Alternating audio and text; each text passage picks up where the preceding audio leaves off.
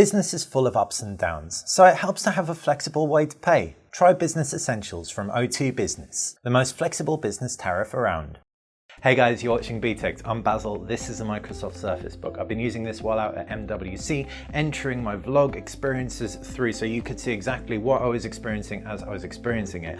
If you've stayed up with that, you'll know I've really enjoyed this in a lot of ways. If you haven't, check that out, but this is a conclusive review, so this is where you're going to get my ultimate verdict. Before I jump into the actual review, subscribe to the channel if you're not already subscribed. It's how you're going to stay on top of everything that we do. Back to the Surface Book. This is a full laptop. It's a book for a reason. It is not a tablet. So first and foremost, I would say if you are looking for a tablet, then you may want to consider the Surface Pro 4 or the Surface 3.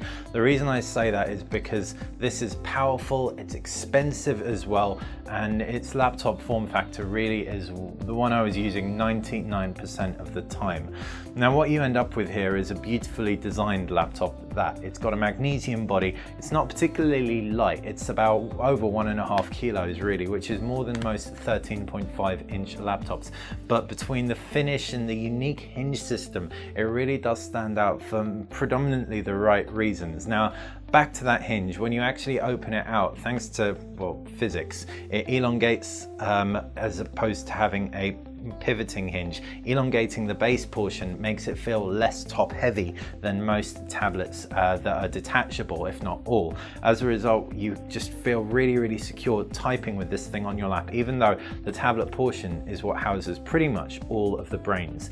I say pretty much because this is available in a few variants at a few prices. For around £1,300 you can get the base variant, and that's with no discrete GPU in the keyboard dock. For a couple of £100 more, then you can get the GPU.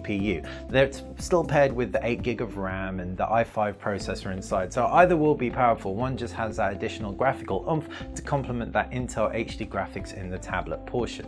Now, if you want to get the most expensive variant, like the one that we reviewed, this is going to be the i7 variant, 500GB solid state, as well as 16GB of RAM and that NVIDIA GPU under the hood. That's going to set you back by around £2,300. Talking around the actual tablet portion, and you've got volume buttons and a power button. Down at the base, right in the center, you have a charging dock. Now, someone commented that this was a piece of rubbish because you can't even charge the tablet alone. Yes, you can. The tablet charging dock is right in the middle there. Now, flipping out to the keyboard dock, and you've got a full keyboard with great travel, really easy to type on, feels rich.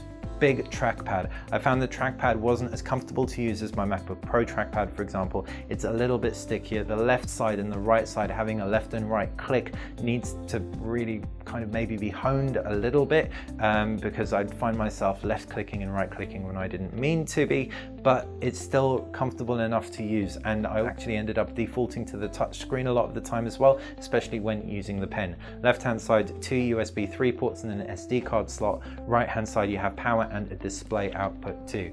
So you can see why I call this thing a full laptop. It goes toe to toe with the best out there, and in a lot of ways it wins out. Definitely in terms of design uniqueness, it does just that. There have been a few complaints around the hinge though. It leaves a real gap between the left and right extremity, and that's perfect space for dust and dirt to collect, especially when it's in a bag that isn't super clean. But in the same breath, if you were to use something like the Maru case that we used, that won't really be too much of an issue. As far as the screen goes, it's 3000 by 2000 pixels, really awesome aspect ratio for editing documents on, working in PowerPoint, Premiere Pro, all of that creative stuff that this thing is targeted at being good at.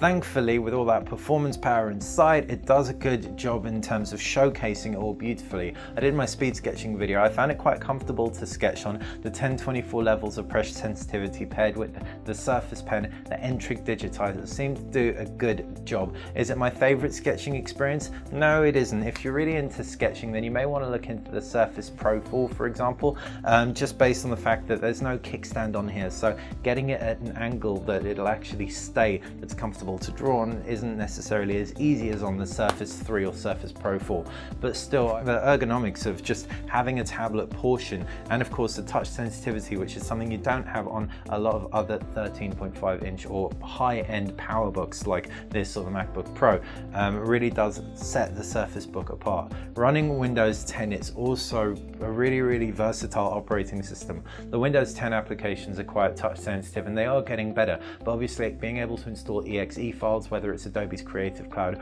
or whether it's Autodesk Sketchbooks, means it's going to be a really good tool for creatives on the go.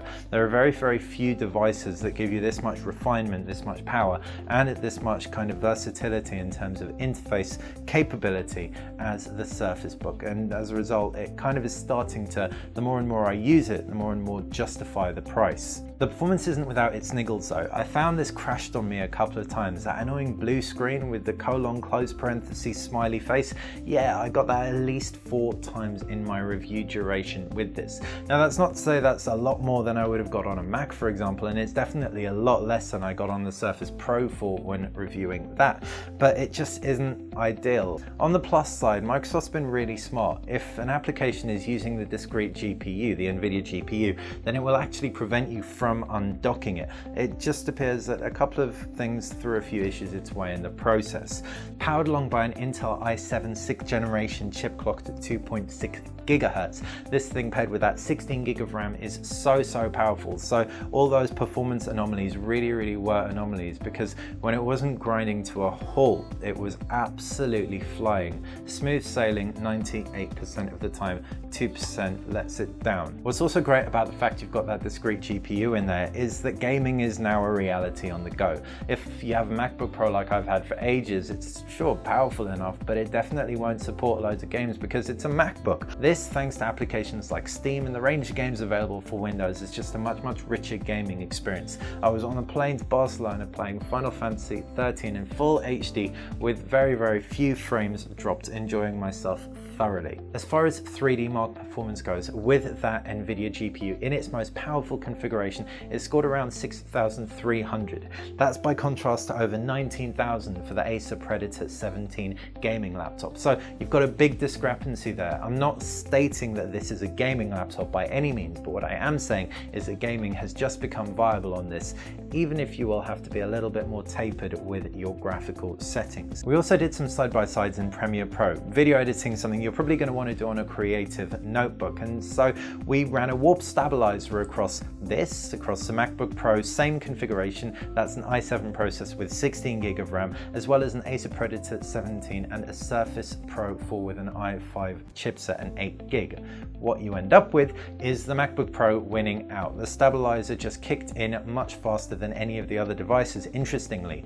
Next up, it was a Predator 17 for warp stabilizer, and then it came the Surface Book, which is actually a little bit of a disappointment in a couple of areas, mainly that it didn't stack up to the akin MacBook Pro. What we did next was we processed out an entire video, and in this respect the Surface Book did even better, beating out the Predator and coming second only to the MacBook Pro. For us personally as video editors, and that's pretty conclusive that the MacBook Pro still wins out when it comes to pure power when compared to the Surface Book, and so we probably won't be swapping ours in. But if video editing isn't your main consideration, you want that touchscreen versatility and laptop functionality as well as tablet capability, then you know exactly what to do. What's also awesome about the Surface Book that isn't awesome about the MacBook Pro is the cameras. There's an 8 megapixel front and rear camera on the Surface Book. Both have autofocus. The audio recording, sound recording, is also a lot better on the Surface Book than the MacBook Pro.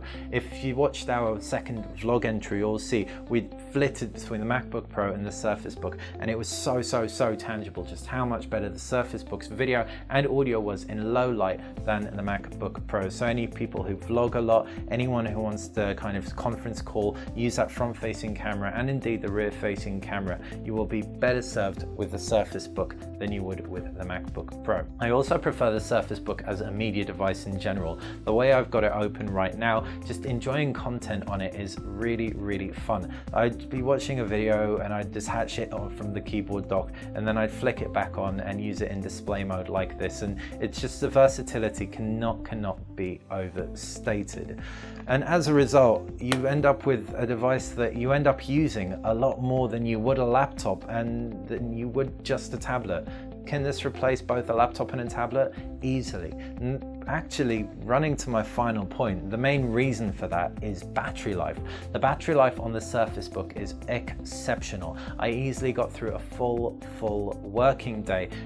That's just great for a powerful laptop. No more than my MacBook Pro could do, but the fact that you've got that secondary battery inside the keyboard dock just really is that life assurance policy that you will not run dry before the day is out. Pair the Surface Book with a connectivity dock that opens out a whole load more USB connections as well as DisplayPort 2, and this thing really is a PC replacement in a lot of ways as well as a laptop replacement too. So with incredible battery life, great performance, a few niggles here and there, but some functionality that is not matched by any device around, the Surface Book is one of those real gadgets. It's for anyone who wants something that every time they take it out they're gonna kind of have a smile on their face. Will I be ditching my MacBook Pro for one? Well, no, because I've already bought my MacBook Pro, and I've just proven that for video editing specifically, between the larger screen and the increased capability, MacBook Pro is better. But as someone who likes sketching, as someone who enjoys using touchscreen experiences, as someone who's generally a fan of Windows, I could totally see why, were I not doing what I do with my job, I would opt for a Surface Book. If you'd enjoyed this video, then click that thumbs up button. Any questions about the Surface Book, fire them in the comments section below. And if you like BTech, subscribe. It's how you will stay on top of everything we do. Thanks for watching.